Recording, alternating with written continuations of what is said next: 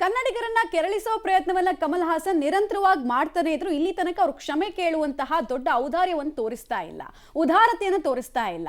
ಸುಮ್ಮನೆ ಅದನ್ನ ತೇಲಿಸಿ ಬಿಡುವಂತಹ ಕೆಲಸವನ್ನು ಮಾಡ್ತಾ ಇದ್ದಾರೆ. ಇದು ಅಗೇನ್ ನಾವು ಪ್ರಶ್ನೆ ಇವತ್ತೇ ಮಾಡಬೇಕು. ಇದು ಯಾರೋ ಒಬ್ರು ಮಾತಾಡಿದ ತಕ್ಷಣ ನಮ್ಮ ಅಸ್ಮಿತೆಗೆ ಧಕ್ಕೆ ಬರಲ್ಲ ಅಂತ ಸುಮ್ಮನೆ ಕೂತ್ಕೊಳ್ಬಾರ್ದು. ಆತರ ನಾವು ಹಂಗ ಅನ್ಕೊಂಡೆ ಇಂಥವರೆಲ್ಲ ಈಗ ಬಾಯಿಗೆ ಬಂದಂಗೆ ಮಾತಾಡ್ತಾ ಇರೋದು.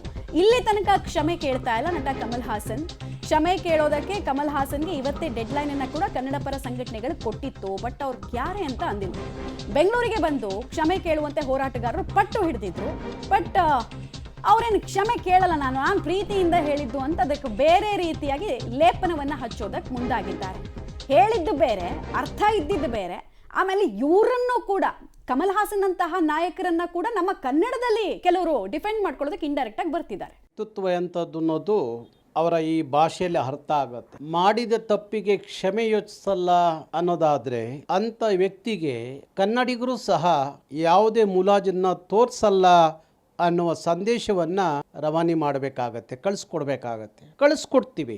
5ನೇ ತಾರೀಕು ಅವರು ಸಿನಿಮಾ ಬಿಡುಗಡೆ ಆಗ್ಬೇಕಲ್ಲ ಕರ್ನಾಟಕದಲ್ಲಿ ಸಿನಿಮಾವೇ ನಡೆದೇ ಹೋದ್ರೆ ಅವರ ಅಭಿಮಾನಿಗಳು ಎಲ್ಲಿಂದ ನೋಡ್ತಾರೆ?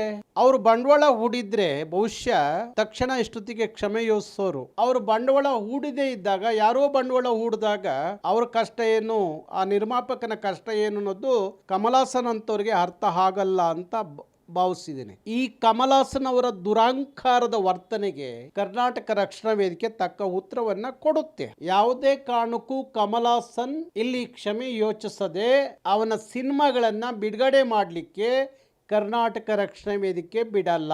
ಒಂದು ಭಾಷೆಯ ಮೇಲಿನ ದುರಾಭಿಮಾನದಿಂದ ಇನ್ನೊಂದು ಭಾಷೆಯ ಅಸ್ತಿತ್ವವನ್ನ, ಅದರ ಇತಿಹಾಸವನ್ನ ತಿಳ್ಕೊಳ್ಳದೆ ಒಂದು ಭಾಷೆಯ ಜನರ ಭಾವನೆಯನ್ನ ಕೆರಳಿಸುವಂತ ಕೆಲಸ ಇದೆಯಲ್ಲ, ಕನ್ನಡಿಗರಿಗೆ ಮಾಡಿದಂತ ಅವಮಾನ ಅಲ್ಲ, ಎಲ್ಲ ದ್ರಾವಿಡ ಭಾಷೆಯ ಜನರಿಗೆ ಮಾಡಿದಂತ ಅವಮಾನ ಅನ್ನೋದನ್ನ ಆ ಕಮಲ್ ಹಾಸನ್ ಅರ್ಥ ಮಾಡ್ಕೋಬೇಕಾಗತ್ತೆ.